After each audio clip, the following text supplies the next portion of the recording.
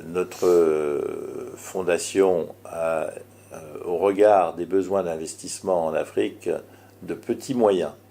Mais elle est là pour, je dirais, non seulement accompagner des projets, mais surtout elle se situe comme étant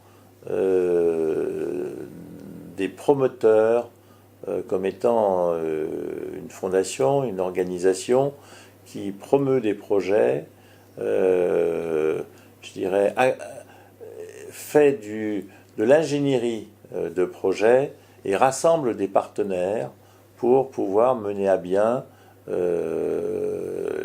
ces projets sur le terrain, ce qui, bien évidemment, nous conduit à rassembler des bailleurs financiers, comme nous le faisons actuellement lorsqu'on cherche à monter un fonds de garantie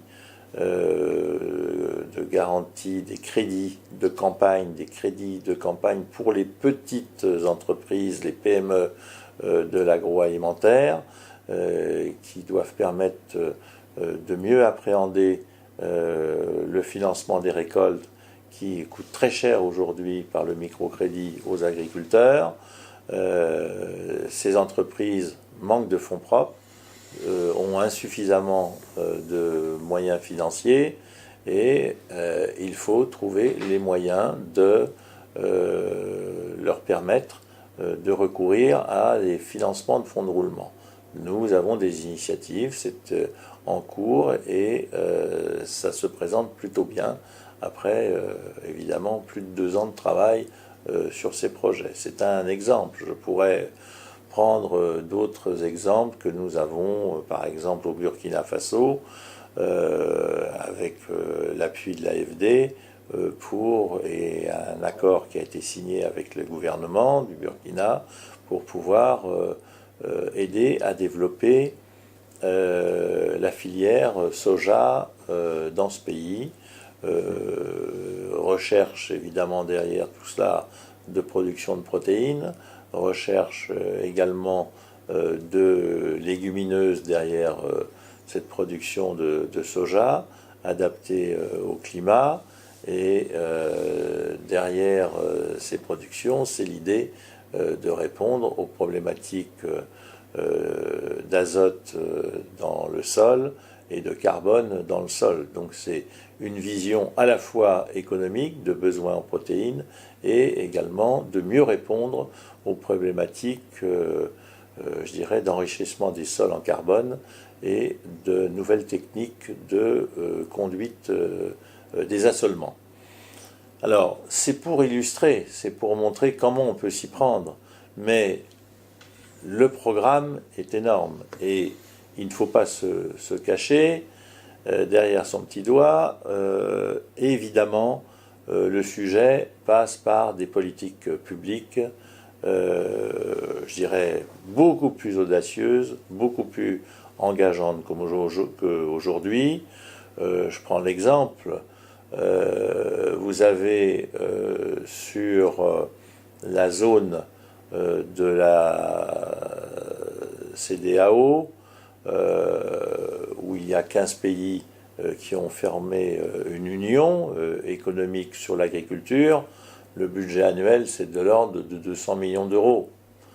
Vous comparez l'Union européenne, c'est 55 milliards d'euros par an qui sont dépensés pour l'agriculture pour les 28 pays. Donc on est loin du compte. Même si l'aide internationale vient pour chaque pays de la CEDEAO se rajouter, les proportions ne sont pas au rendez-vous. Même si les pays où la CEDEAO a des facultés d'intervenir dans ces politiques au niveau de je dirais, tarifs douaniers pour protéger un certain nombre de filières, ou de, je dirais, éléments fiscaux facilitant les productions locales, malgré tout, ces politiques sont insuffisantes au regard des investissements à effectuer. des investissements à effectuer dans les infrastructures, infrastructures de stockage, de routes.